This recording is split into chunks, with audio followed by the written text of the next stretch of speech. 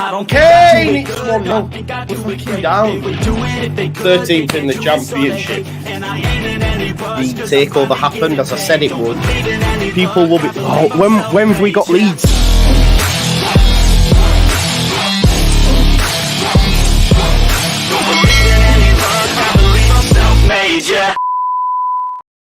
He is, man. He is. Big Chris is back. Return of the Mac. How are you doing, Chris? Good to see you, man. How are you doing? Right. Yeah, well, everything taken into consideration, I'm surviving. Yeah, good. This is the final word now then, people, and all that jazz. Sorry, I forgot to introduce the show there. I'm excited to have Chris back as much as you folks are. Lockie will be joining us as well soon. We've got Joel B in the house as well. Joe, how are you? Are we talking football-wise or generally? Because let's do generally first. Let's start on a positive. Yeah, that'll do. Generally, hit 3,000 subscribers today. That was quite nice. Happy days, mate. Happy days. Yeah. That is I was aiming for the end of the done. season, and some would say our season ended last night, but it's down to the final day now, so who knows? Happy days, yeah. Whatever happens, even if they beat Coventry, I know they'll lose to Huddersfield, but it is going to the final day, so that's something at least. Lockie, outside of football, how are you, mate? Have you slept well? I know you couldn't do the post match last night. You were like, I'm not talking about that. I'm angry, which is fine. But you're all right now. Not really. Yeah, a little bit. I've been better, mate. I've been better. Yeah. I've been much better. I hear it. Let's before we touch on last night, then let's obviously Ipswich have just dropped points. Drew for y'all late on. Am I wrong to try and take something from that and say, you know what? You know, they've now got to play on Tuesday against Coventry. So if they lose that, then it's back in Leeds United's hands, which would be insane. Pressure does mad things, right? Yes. So, yeah. And, you know, like we've done, they've just put the pressure on themselves now. So we've just got to wait and see for Tuesday now, whether see what happens. But until it's completely over, it's never over, is it? I mean, exactly. I'm 99% sure it's over, but yeah. There's always that 1%, right, until it's mathematically done. Yeah. First 5 minutes, Ellis Sims had you right, 1-0, and I'm like, oh my God, it's going to the final day. It ain't done, baby. But yeah, they'll probably score. And yeah, well, I don't know, Lockie, am I wrong to get giddy? I know I have to tell myself in my head, I go, Joe, stop it, man. Stop it, because Coventry will win, but... Ipswich will win, but... Yeah. You can't be wrong if that's what you want to believe, and go for it. Yeah, true. Look, I'm quite, you know, for copium reasons, I'm just going to convince myself that Coventry are going to win, lose, sorry. And of course Ipswich will beat them, or at least get a point, you know, something like that. Because that's realistic, they've got to get a point. I think they'll beat Huddersfield, they're finished, aren't they? So... Yeah, I'm not. Look, Tuesday could be very different, but right now I've not really changed that much. I'm just still annoyed and disappointed in how we played. Which we will get into. Yeah. Jim says, you mean there's still a chance? Joe B, is there still a chance? Oh, fuck it, why not? The optimist is back. Yeah, we're going up in second place. Why not? I believe you. With the way that you delivered that there, I fully believe you there with the way that you delivered that. Oh, God. It'll be just Leeds United's luck, right, for Coventry to beat them and us fuck it up on the final day, like crazy. Yeah, that, you know how it goes. Right, let's talk about last night if we can. Right, Chris, I'm going to come to you. Mm-hmm. How bad was it? What a time to put in the worst performance of the season, mate. Shocking, do you know what, mate? Wasn't it? It's not even the worst performance of the season for me. It's over a longer span than that. I know we've been slapped by Man City and others in previous years, but that's Man City and, you know, big multi-billion-pound teams, let's call them. That was QPR last night, and it was all our own doing. It was, I mean... I had to watch the highlights. I don't know if you could call them highlights. I had to watch the lowlights this morning because I'll be honest, mate, I'd had a crap week at work, and at 2-0, I was like, you know, I'm not putting myself through this, and I went to bed. Because I could tell within that first 20 minutes that there was going to be absolutely nothing happen that was positive for Leeds. It was borderline disgraceful, mate, to be honest. You know, you're getting paid a wage. Everyone gets paid a wage to turn up to work, and they didn't turn up to work last night. It's as simple as that. They absolutely shit the bed, the lot of them. Not one person came out of it, including the manager. And I'm not one of these fark-out lunatics, but last night he also shit the bed. They all did. And I hope that today, doing triple training sessions, they're all licking the wounds and feel bad about themselves, because they need to, and they should do after that. It was nothing short of disgraceful. And I know we're going to get onto the bigger picture around the whole season in a bit, so I won't give my feelings on that yet. But I know you were sort of responding to me at the chat while we were living the highs and lows of Ipswich and Hull. But as a one-off game, mate, yeah, it was nothing short of disgraceful. Yeah, I just can't accept that from a Leeds United team, no matter what's at play. Yeah. Yeah, and there's calls in the chat for it, Lockie, about fans being reimbursed, and that it was that bad. It was that bad. Like Chris has hit the nail on the head. We were, I don't know, like despondent. I don't know. I didn't know how to feel at the end. I was angry. Don't get me wrong, I was angry, but I was just like that was so bad. Like I think Michael Normanton on the Square Ball said, if we'd have lost 1-0, I'd have been angry, but by the end it was 4-0. You just think, what the fuck was that? Like, what is that? I felt betrayed, Joe, to be honest. Yeah. We always try and give these players all the encouragement we can and give them the pedestal to the benefit of the doubt. How many times have we given these players? I just felt betrayed by them. I don't think they represented the club or the badge in any way, shape or form, like Chris said. This wasn't we actually went for it and we turned up to win. Look at them two teams today, Hull and Ipswich. They were two teams that didn't know when they would beat. We looked like we would beat within the first few minutes. Like, Chris said, 20 minutes in, I'm going, I just had a sense of, we're just not going to get out from this. And the players we shouldn't feel that. Because not even last week against Middlesbrough, we didn't give up then. We went for it and we really tried and we gritted our teeth. And look, it wasn't a great performance, but we turned up at least when we needed to. There was not even a hint of that. Nothing. In a few days, everything just went. And that's why I felt betrayed. I just felt really kind of surprised, and it was strange. Like you said, I didn't know what was going on. It really confused me. Because that was horrible. That was a really horrible performance, and it's not acceptable, is it? It really isn't. Look, I'm not going to say the players don't care, because they do. I'm convinced they do. I just think something happened to them last night that maybe they can't explain. Everything was wrong. No one turned up. Everyone involved in that game got everything wrong. That's the fact of it. QPR outplayed us, outrun us, and I'm seeing body language, attitude, all wrong. Even top attitude players like Archie Gray, since someone run past him, he's complaining to another player as the guy's running past him. And it angered me. Like, what are you doing? Go win. You've seen the game today, them two teams fighting till 98th minute. Winning the balls back. I'm seeing players, when they lose it, give up. When someone runs past them, give up. Trying to foul someone, but not quite doing it. It's little stuff like that. Even the leaders and the players that are reliable weren't on it.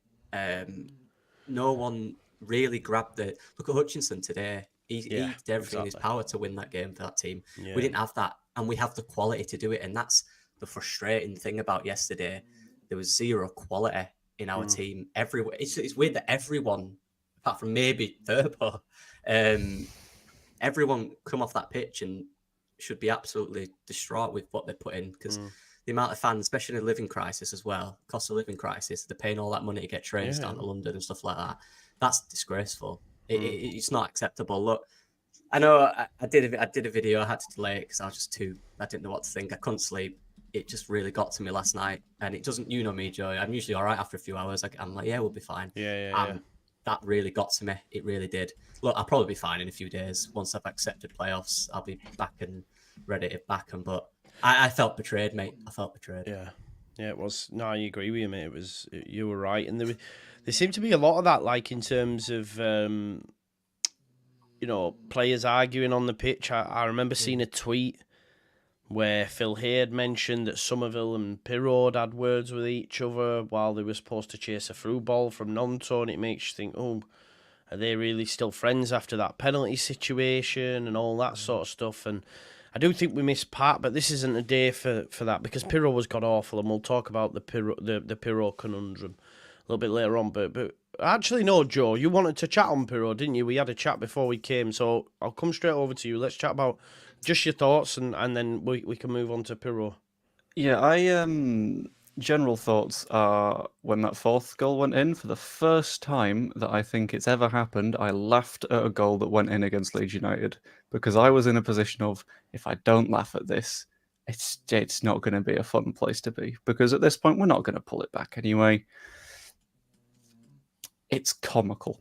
But then it came to today and I got into the slightly more, okay, so what actually went wrong sort of thing. And I have had this thought for a while now that whenever Piroe plays at number 9, we don't have a number 9.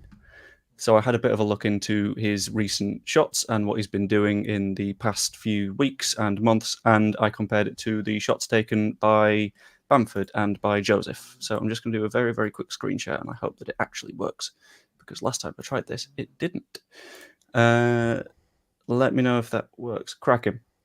So basically, I mapped Piroe's last 10 shots, which are, let's be honest, a fair distance away. At first, when I saw this, I thought, you never know. All strikers might have these long shots. This might be completely normal. So I then looked at Bamford's for comparison. Not a single shot outside the box. So I'm like, okay, that's a bit weird, but maybe Bamford is just picking up balls like very late into the move, and maybe he's the exception. So I looked at Joseph, who has had not that many shots this season, but they're all in the box. And I decided to whack them all together, and the only person with a single shot outside the box is Joel Piroe. And that's 6 out of his last 10. And you have all these shots in front of Piroe's nearest shot on goal. So whenever we have him at number 9, we don't have him at number 9, because that's not what he is. That's not what he does. That one junior Furpo cross where he fired it across the 6-yard box, and it's like, where? You're a where are you? Yeah, because Bamford or Joseph would have got on the end of that, you know. Yeah. They would have. And the thing with that one is, a lot of people would say, yeah, but Bamford wouldn't put that in. Maybe, but Bamford gets a touch. Yeah. But Bamford actually turns it into a chance rather than a fired across cross that doesn't go anywhere. Yeah. And I think that sums up the issue. When we have Joel Piroe on the pitch, we don't have someone to actually finish off a move, unless it's Crescencio, Somerville, or Nonto on the wings. Yeah. I think it's Harry Kane dropping into the centre circle, but then don't get on the end of the runs. He's started to move off. Do you know? Mate, he's got the turning circle of the QE2 as the lad. It's actually painful to watch. It's ridiculous. He's a player at this point in the season who's clearly just completely destroyed his confidence. He's got nothing there in confidence, and it's like Rutter Lasher. You remember in the Prem we brought him on. You knew he's not going to impact it because his mindset's not there right now, and that's what I feel with Piroe at the moment. I said this earlier.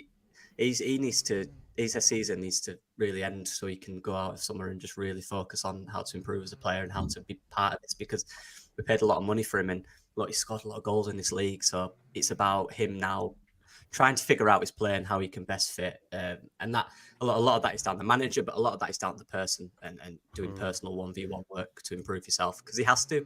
Otherwise, but Lockie, how can we go from a guy that scored 40 plus goals in 2 seasons, and yes, he did have a decent start to the season, and it looked okay, it wasn't great, but he was scoring goals. Now, he literally doesn't bring us anything. Like, he even was ghosting in the early months, and I'm not saying this to, like, I'm genuinely curious. Like, he wasn't, there was games where we didn't score, and we'd be like, where's Piroe? But then, at least he was scoring. Now, it's like, he's not doing any of that. Like, what has changed? For me, he was the main man at Swansea. He was the guy. He had more chances at Swansea. You know, the ball would go to him more in dangerous areas. He's the main guy. They had I know we have a slow build up. I know it's the Eric thing, but we also have a counter. Swansea were, very good at maintaining the ball in possession. So he'd get the ball a lot at the edge of the box, where he's actually usually, when he's playing well, all right. And that's where a lot of his goals came from for Swansea. They're quite deep.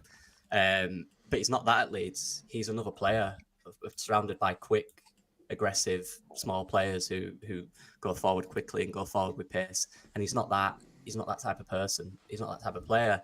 So we've tried to play him a bit deeper. He's tried to build the play up deeper, but he's not got any confidence. So it's even stuff like his first touch or his movement, like Chris said, it's so slow, and you can't really change a play. You're not going to make him quick. He's never going to become agile, but you can make him more effective. But that's down to him as well. That's down to him. He has to understand his role. He has to understand what he needs to do to improve. Because at the end of the day, like you said, he is a quality. Like I said, he gets in most teams starting striker in this league. He was at Swansea, who were doing fine, and he got 20 and 22, 19 and 22 goals in 2 seasons. Any team would have took him at the start of this season. They would, us and Leicester. Yeah, 100%. Right? Yeah. Because he has that quality, but it's about him, I guess, finding how to take that mentality he had at Swansea where he was the main man and how to adapt it, because he's not the main man. We're not set up for him. We're not a team that plays around him. We play around Somerville, Nonto, and Rutter. They're our 3 biggest threats. And he doesn't fit that at all. He's the complete opposite player to all them 3. Look, only he will know what he can do. And the coaching staff will have to help him through that, and he has to help himself. He's got to work hard, Joe, in the summer. It's quite simple because there's a lot of competition, and regardless of league next season, there's going to be even more competition in that. Mateo Joseph is going to keep developing. If he plays deeper, we'll bring in another 10, in my opinion. If we go to the Premier League, we're going to bring in some top players. So this is down to him now to work hard and improve himself. Otherwise, maybe he suits a team like Swansea. Maybe he suits that level.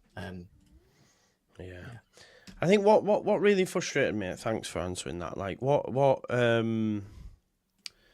What really frustrates me is afterwards. Farke said it was like for like almost. It was the right decision to play him, and I was flabbergasted that he was the only player that sort of seen 90 minutes as well. When you consider some of the players that came off.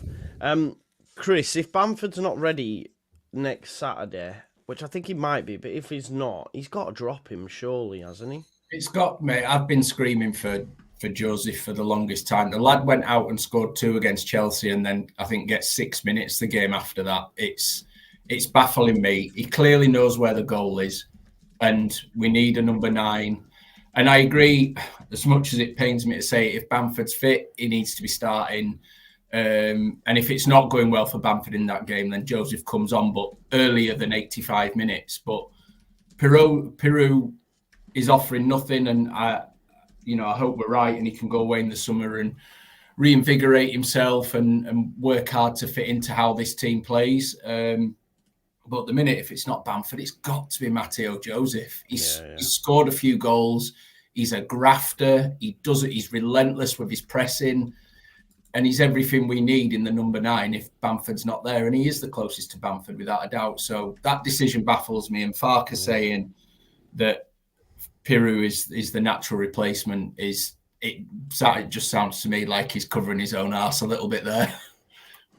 No, I agree. Can we talk about Meslier? Because I've backed him all season. I have. And sometimes maybe when he didn't deserve to be backed at times, but it's I've hung my hat on him. I am going to back him. However, since the international break, Joel B, we've gone, I think he's conceded 7 goals with an XG of about 1 point something. And yesterday, there could have been a conversation against Middlesbrough, but yesterday he was bad. He was so bad.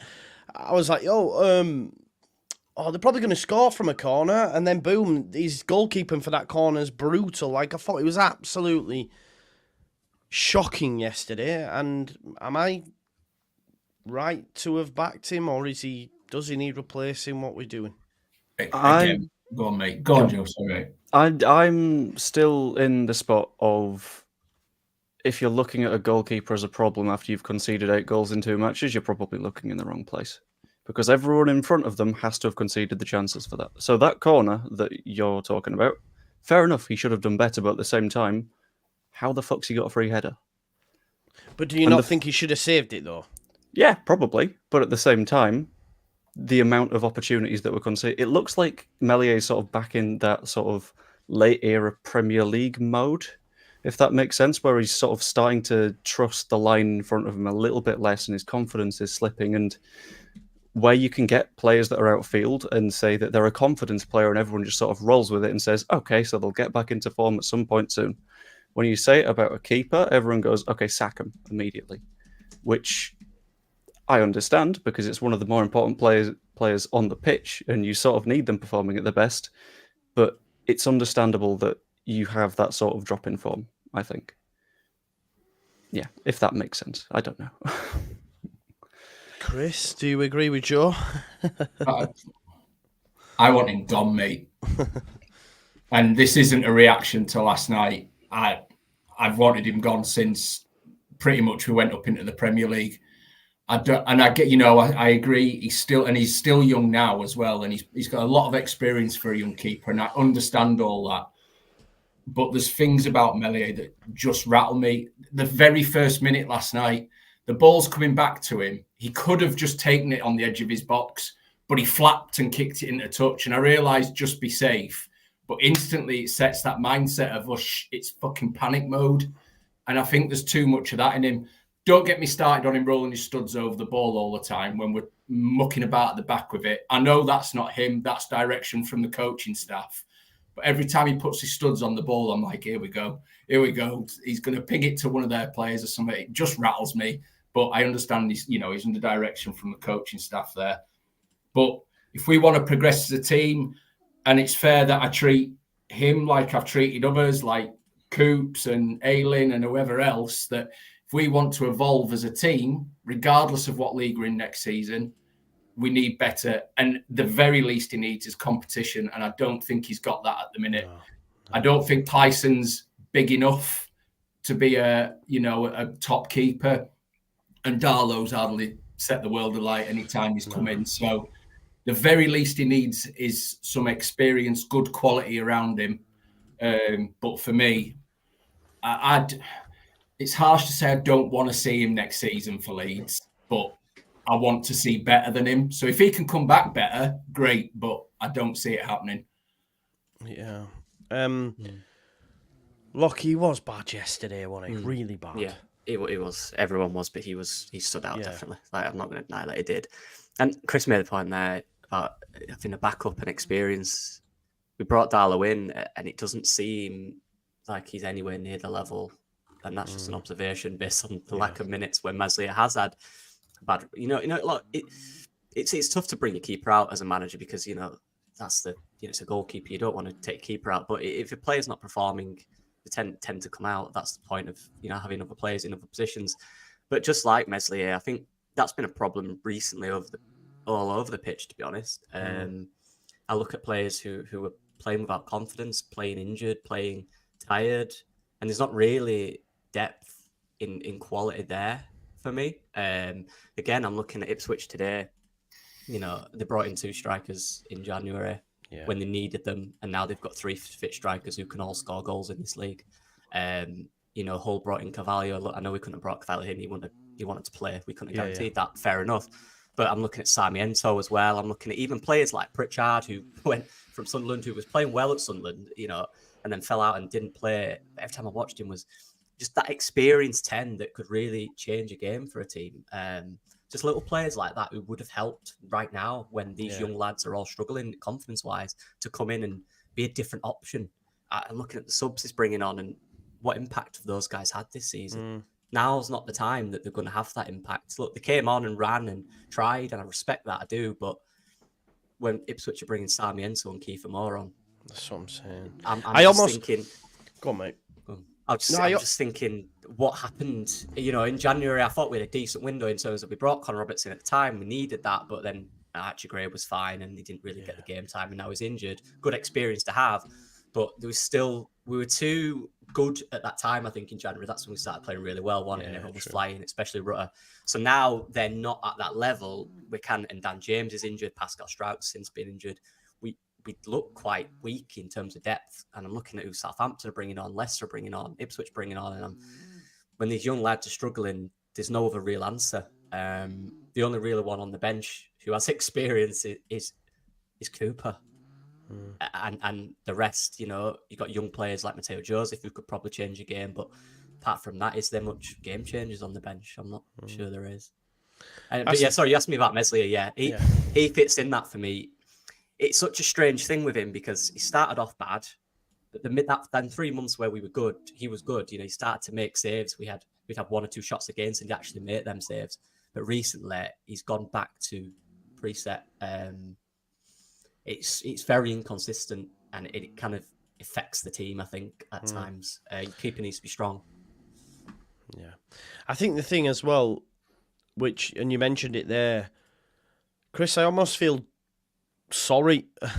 Yeah. Sorry for the subs, though, as well, that were called on last night, like Nonto, and these, not Nonto, sorry, Gelhardt, 'cause they barely played a minute, and then you're saying to them, come on then, we need something, we're 3-0 down, go make it happen. A bit like Jesse did with him at Norwich, but he actually did something that day. But I almost like, and Anthony the same, you're like, okay, you might not rate these, but then if you've not used them, Daniel, you can't really then call on them in this. I know that's what they're there for, but it's like, because you've not used them, what are you expecting from them when they've barely played any minutes, man?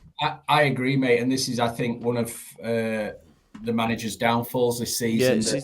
He's relied on a core group too much. And I know you've got to have a spine that's set and all the rest of it if you want to, keep winning games. But he should have used the bench better. He should have used some of those fringe players more. Do I think players like Joffrey, etc., the answer? No, I don't. But yeah, I completely agree that you can't throw them on when it's desperate times and go, right, make some magic happen.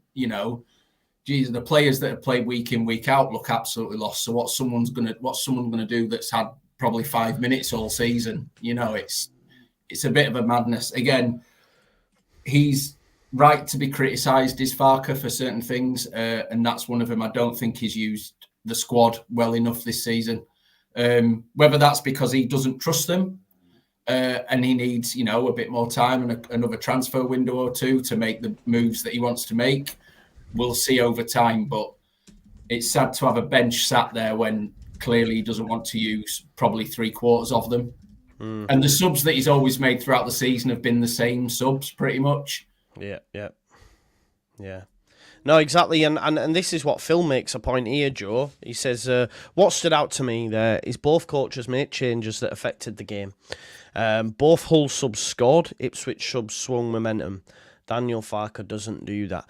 And look, I'm his biggest supporter. I'm not his biggest, but I'm not one. I just like Daniel Farke. I think we'll talk about the calls that we've seen over the last 24 hours after this round, but and Chris is bang on. The one critique, okay, there might be more for some, but one of the biggest critiques of Farke is his lack of subs. And when he does make them, it's just bang 6 strikers up top and see what happens, really, if we're being honest, So, can he change? I mean, he's not going to change it now, we're free to go, but it is an issue or an area that needs improving on, Joe. Yeah, I'm just going to touch back on the point a minute ago of what was he expecting Gelhardt and Shackleton to do. I honestly think he wasn't expecting them to do anything. They were brought on at 4-0 for a reason, because at that point the game's gone. And he brought off Rutter and Somerville for a reason. Their entire point was not be Rutter and Somerville on the pitch, and that means they can't get injured for Southampton. Which, fine, fair enough, I sort of get that. But it's something that I don't think there's a single person that was watching that match that supports Leeds United that thought at halftime, we quite badly need to make a change here. Because you could see from the very start that Grove wasn't in the right places. Grove wasn't making those blocks that he normally does. He wasn't making the passes that he normally does. Something Lockie said a couple of months ago, I think, was something along the lines of one of the best things that Grove does is something that you don't notice, which is shut down the passing lanes and then they can't progress. But you don't notice it because they've not tried to make the pass. But that didn't happen last night. And everyone could say, well, that's not happened. And then at the same time, we've not got any control in the midfield, so we surely bring on Kamara. And that didn't happen for a really long time. So I'm sort of coming at it from the perspective of Daniel Farke has been a pretty damn good manager this season.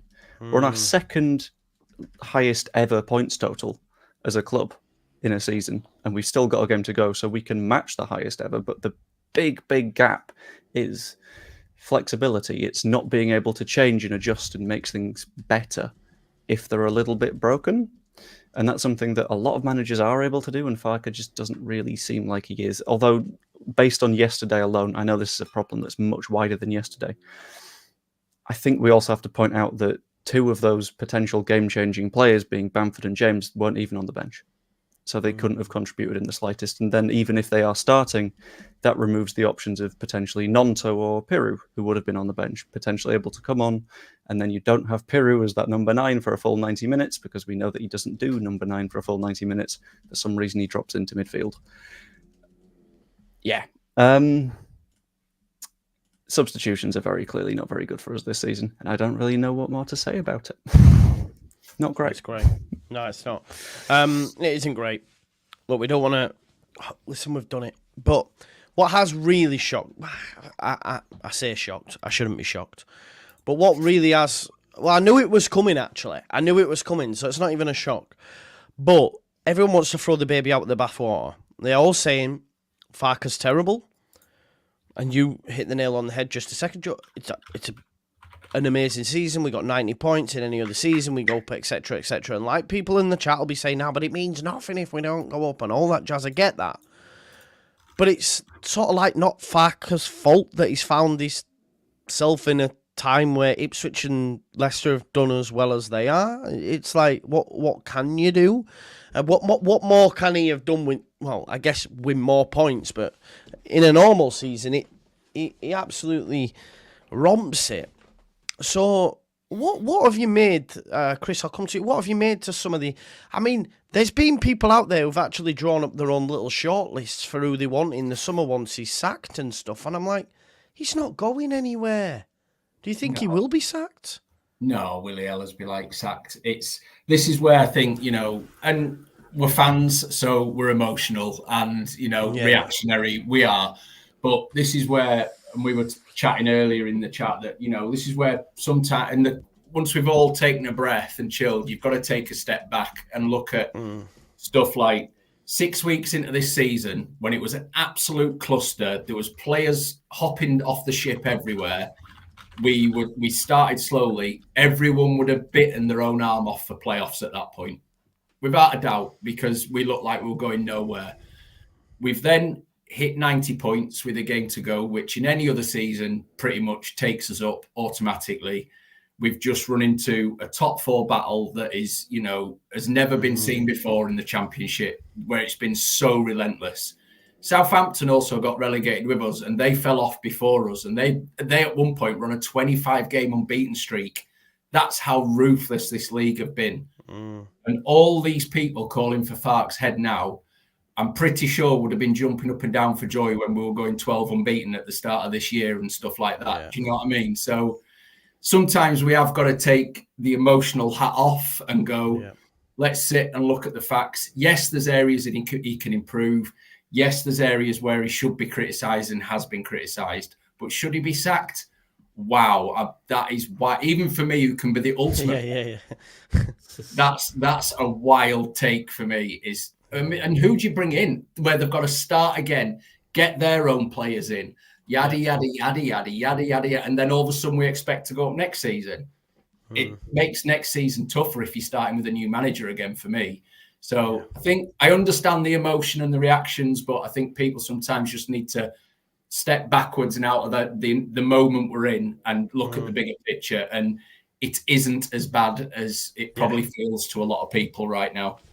100%. I agree with you. I don't think you missed a step there, mate. It's like Lockie as well. Like, obviously, Farke will know what holes are in this squad. Like, he'll know if we don't go up, right? If we don't go up through the playoffs and, if they beat Coventry on Tuesday or whatever, but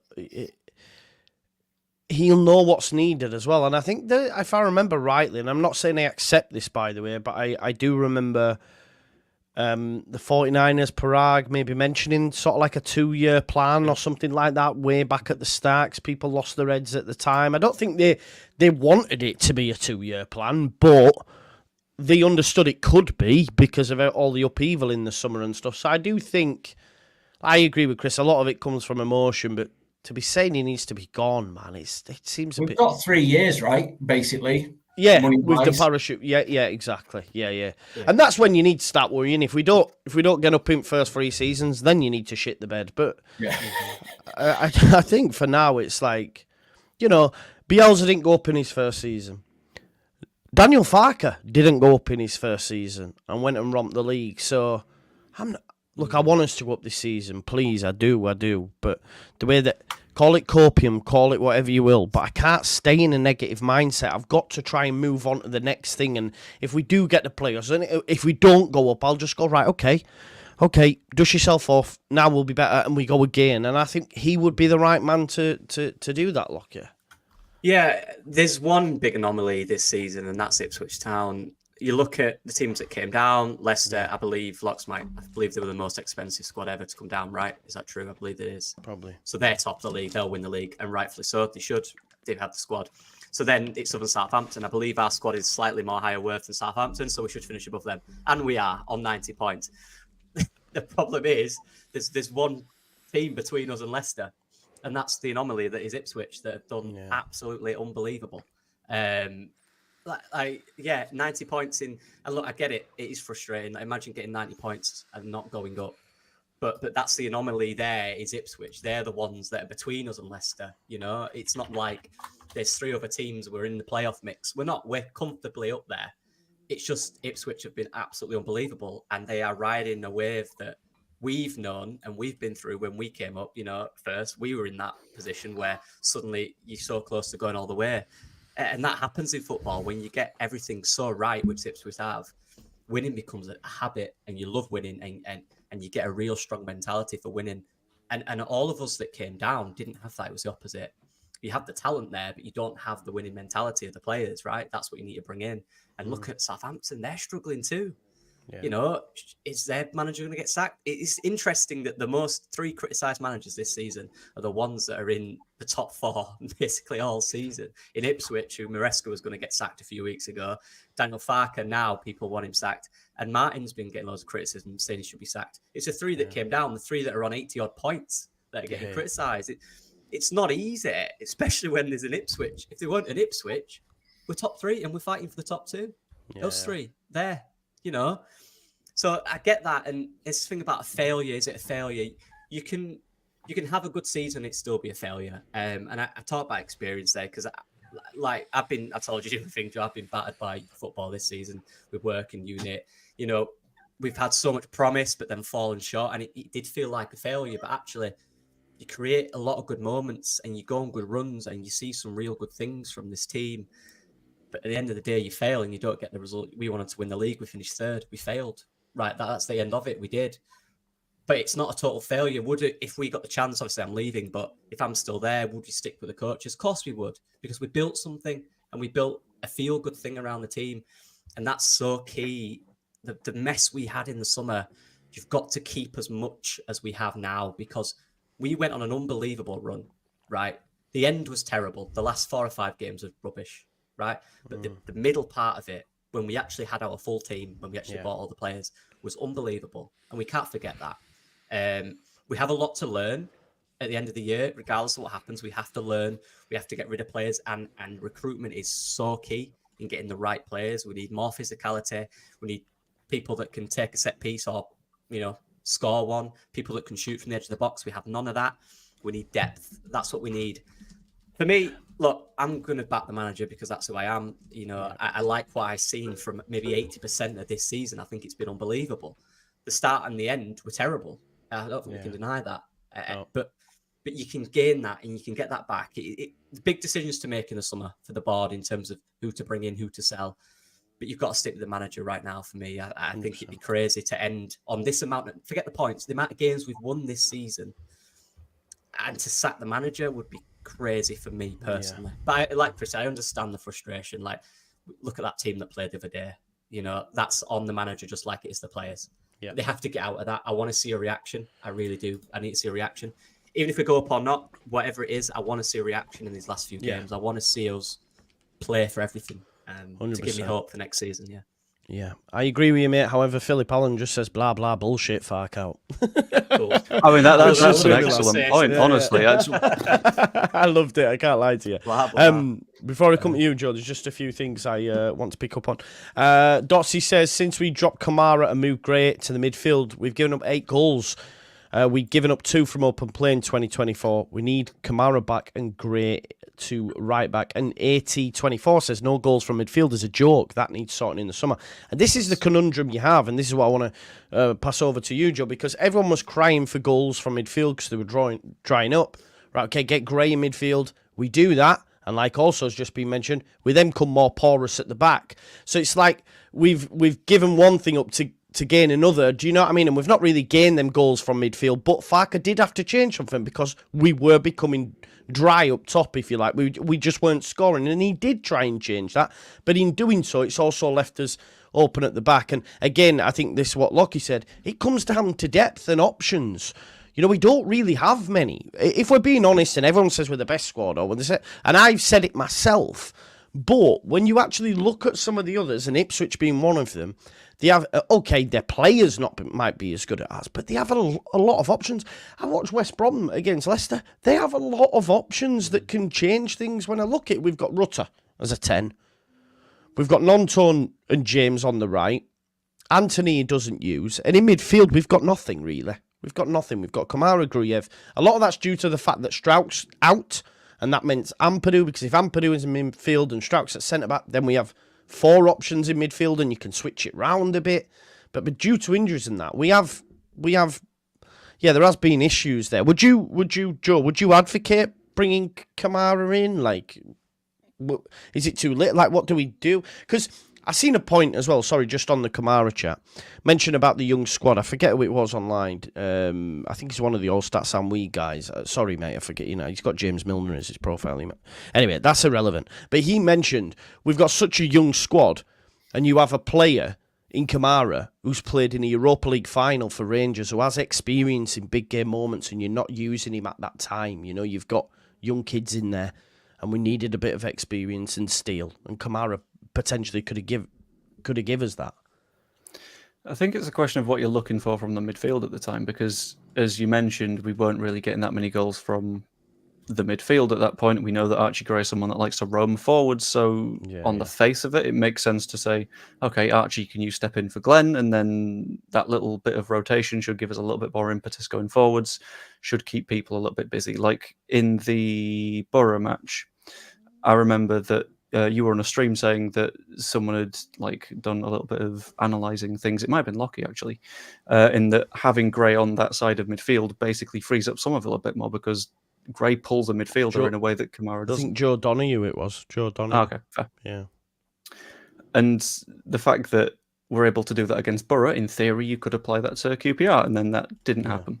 But that isn't necessarily something that you can foresee. You can't exactly see the way that another team is 100% going to set up against you, and that was a gamble, and it didn't work. It is a gamble that should have probably changed at halftime, but we've gone through that. We've had that bit of conversation, and people will still be screaming, sack Daniel Farke, despite him having the highest win rate in Leeds United history. Anyway,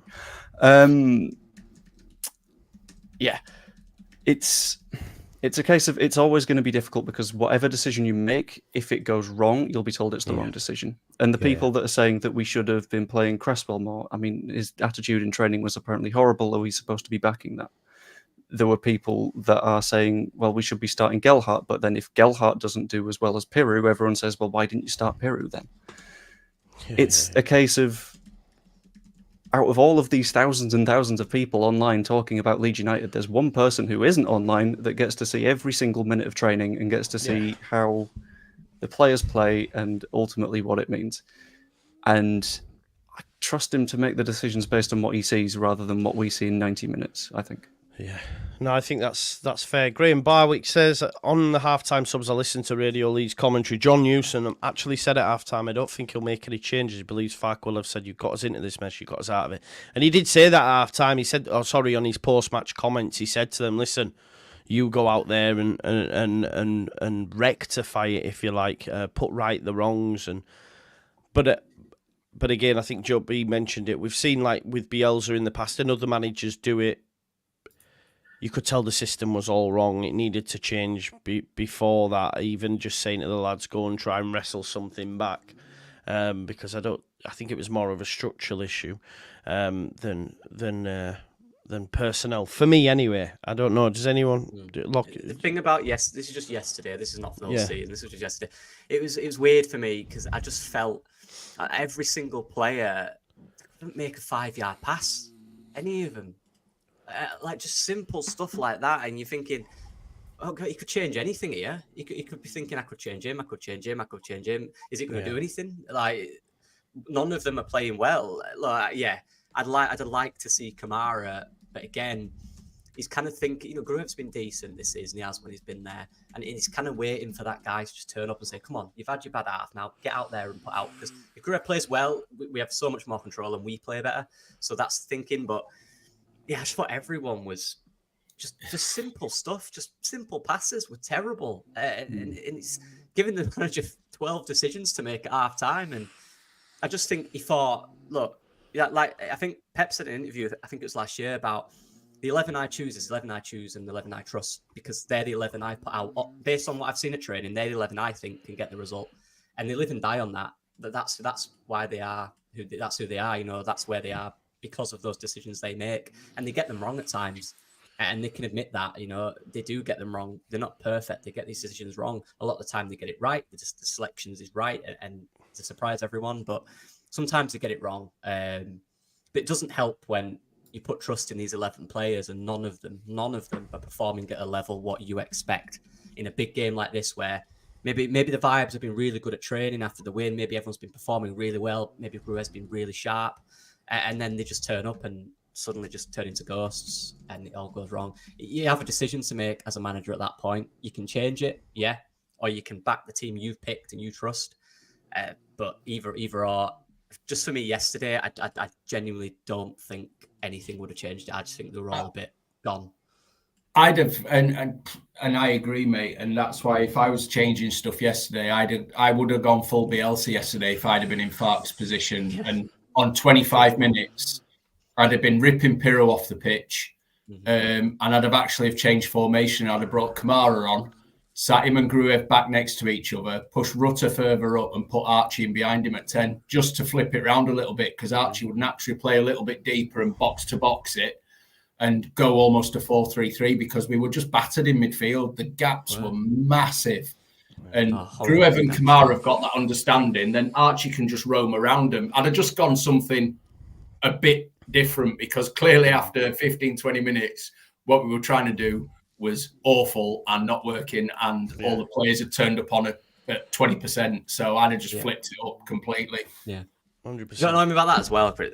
They're all feeling sorry for them. I just anger. I've already mentioned it. When they lost the ball, they're all like shaking their heads. Like, no, do that after. Go win the ball back first. Yeah, put and like 10 yards of effort in.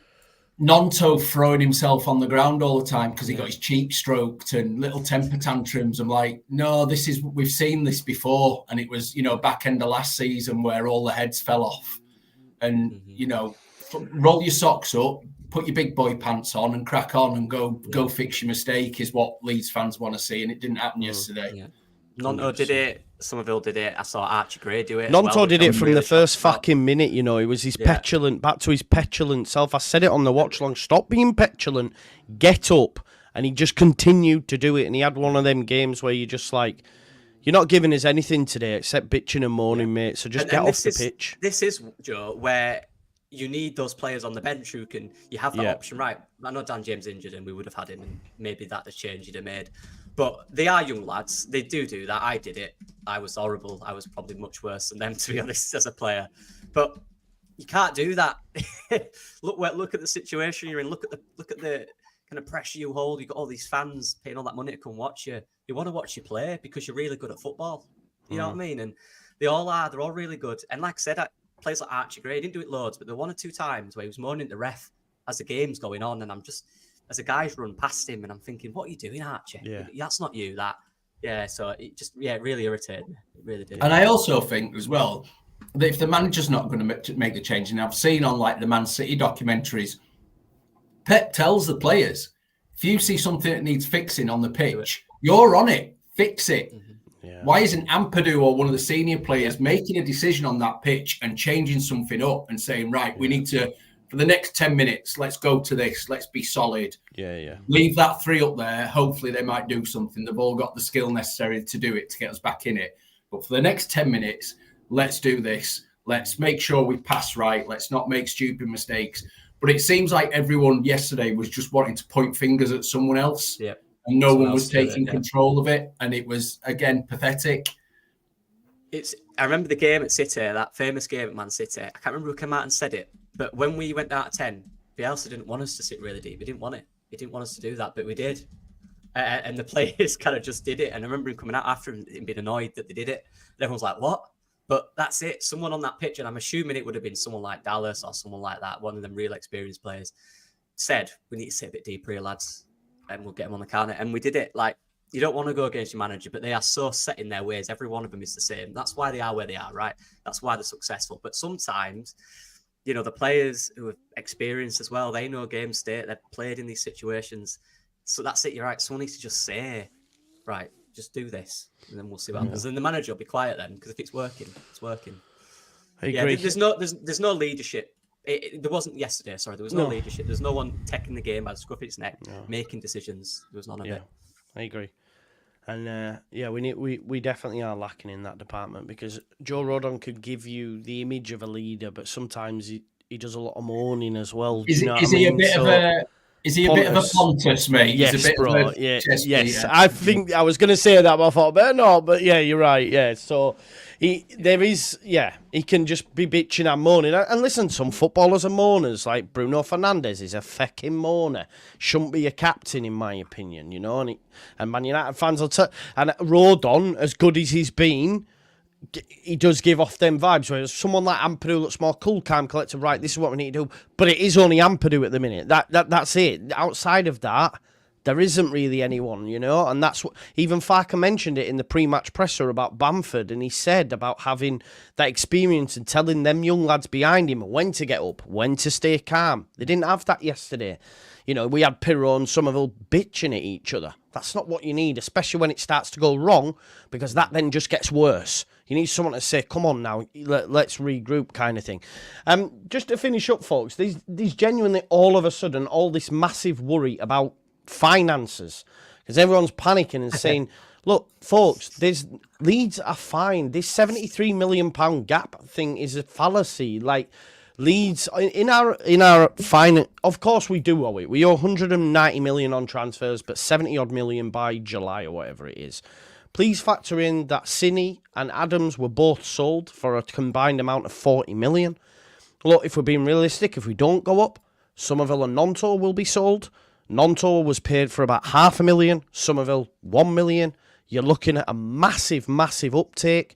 You've also got these loanees that'll either be loaned out again or sold.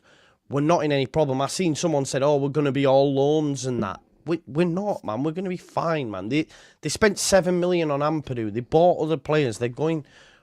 How much did we spend on Piroe? 12? 16, wasn't it? Was it? I thought it was 16 million euros, so 12 million pounds, right. if I remember right. Right. Okay, so there's no issues there. Like, we only lost 30 million. It's like people saying there's going to be some kind of like complete rip out of the squad if we don't go up. Mad. We'll lose a couple of the key ones, you know, Cree, Willie, of course we will, but there won't be a massive, massive turnaround here. It will be a squad that's built on rather than ripped apart. People saying Pascal will go. No one's going to come near Pascal. His injury record will keep suitors from the door. You know, people, they can't afford Rutter unless someone wants to come with mad money and hope he develops further from what he is now. Yeah. Archie might be the only other one that where if mad money comes in for him, too much for Leeds to sort of say no to. But apart from that, I don't. And then obviously a few of the old guard will roll out and a few of the fringe players, but that's to make room for better, which is very different. So I think, people, again, it's all reactionary and emotional. And I think, you know, you've just got to look cold light a day. And every other club that's up there with us that doesn't go up, and all those clubs coming down will also have to sell players. We're not in this alone. It happens because if you're not in the top league, but you're a good player, someone will come and get you from one of the top leagues. So it's the way of the world. It's all a bit overexcited at the minute, I think. Yeah, we have a lot of sellable assets as well. If it really comes down to it, like you said, Archie Gray, how much could we get for him realistically if a big team comes in for Archie? And the thing is, like, I don't want to sell Archie, by the way. I'm just an example. Whatever. Off air, you were saying get him gone and that, man. I'd take 15 for him right now. Called him shite, wouldn't you? Yeah. But they're like, You'll throw in Charlie Crew just to make sure they buy him. Yeah. Say alt youngins, get him gone. But, all the futures, get out of here. We don't want. But yeah, like Pascal, like look, even if teams want to buy him, he's our player. We don't have to. Sell him. Yeah, exactly. We will. If the 49ers are smart, like, they know how much they can sell and how much they can bring in. Like they're not stupid. They know exactly the numbers. So if we don't have to sell Pascal, we'll go no. Exactly. Unless Pascal makes a fuss, which I'm assuming he wouldn't. Look at how we behave with Nonto, bro. Right, exactly. Look at that. And we made him not play and said you are not going anywhere. And the 49ers knew these numbers were coming then. Exactly, bro. So if it was desperate times, we'd have shipped him out for 25 million like that. 100%, yeah. And the one thing, 49ers and how they run the club over the next few years has to come when they've been around for long enough as sole owners. But the one thing you can look at about 49er enterprises is, with the way they've dealt with their club in America, is they know how to do finances. Yeah. So people really do need to chill about this finance thing. Yeah. The 49ers will be... Let them do it, This isn't Andrea and, the lunatic. Yeah, exactly. Or Chelino just sat there high as a kite in his office, mucking about. And they can put in their own capital as well, which they will, because they won't want to lose money, you know what I mean? Yeah. So I just think it's like one extreme to the other. If we're not going up, it's that's it now. We're going to lose them all. We're going to be someone said, I genuinely think we'll be down for 16 years again. And it's like, fucking calm down, man. I'll start crying about that if we've been there 5 or 6 years. Then I'll start flapping that we're in that desperate situation again. Yeah. I saw something about Ampadu earlier as well during your stream. Like, why would Ampadu go? Even Ampadu might leave. All right, you want him 25 million? Everyone will go. All right, we don't want to pay. Exactly, right, man. See you later. Like, it's fine, people. Unless they're at the end of the contract, we don't need to worry. Yeah, true. Right, to finish up, folks. Should we not have hope? I mean, I can't help but have hope. Should we not, though? Like, I said to someone earlier on, I said it to Jack, I was chatting to him. I said, I almost want, in a weird way, Ipswich to just win. So I can just go, you've killed me, I'm done. And I know them. But now it's like, well, you just never know. Because if Coventry beat them, it's back in our hands. You know what I mean? Which is insane. But am I wrong to do that? Like, just stop. Like, everyone keeps probably for your own health, you're wrong to do that, mate. Because it's just too much. And I'm even through like the game tonight, I was like, "There's the hope." Oh, there it is, gone again. Yeah. And you're just like, but is it ever simple supporting this football club? Do we ever do anything easy? Not really. We did it once through the COVID times where none of us could be there. Brilliant. Thanks for that. Right off. Yeah. But it's never simple, and that's why I'm only 24 and look like this.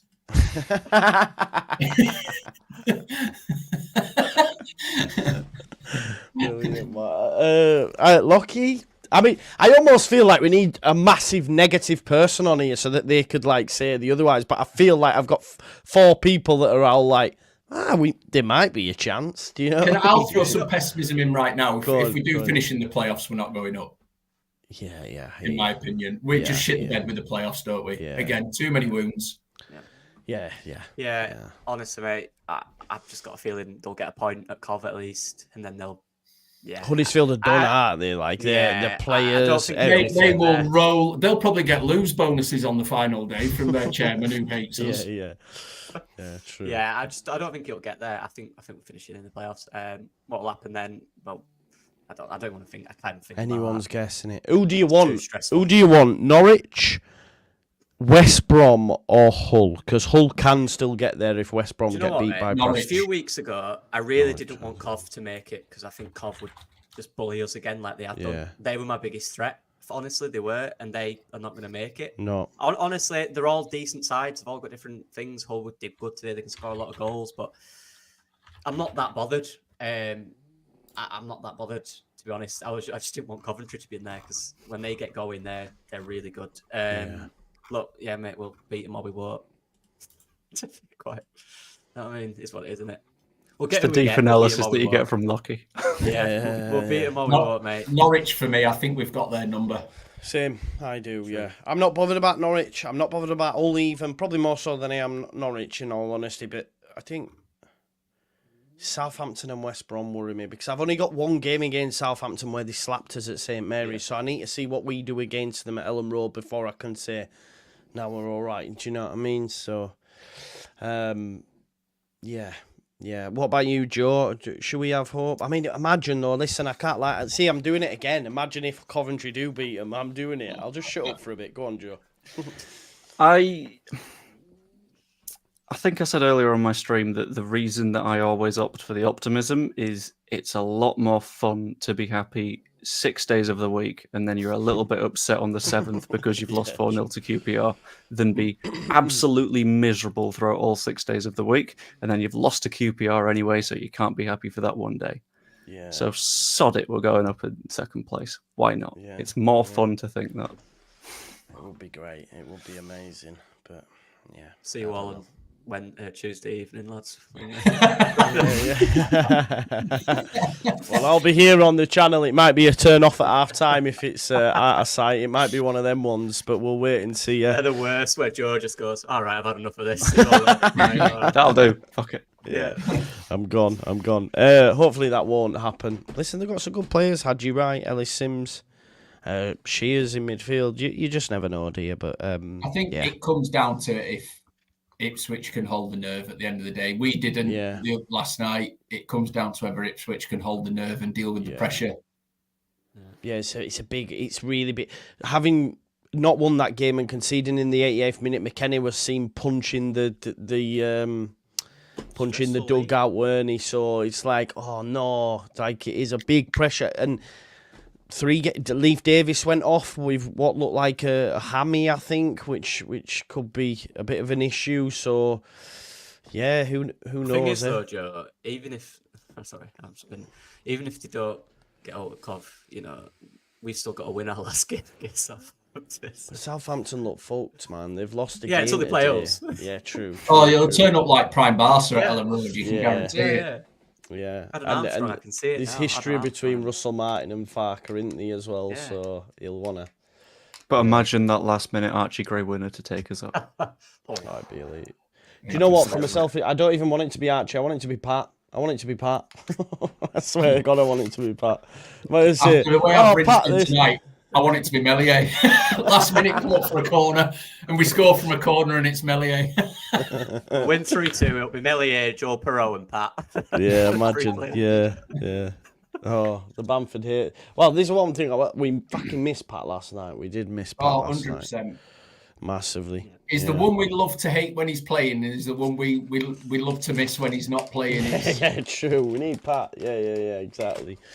Right, folks, well, I think we'll leave it there. I'm off to watch June. I've not seen it yet, so I'll go watch that. I was recommended it, so I'll do that.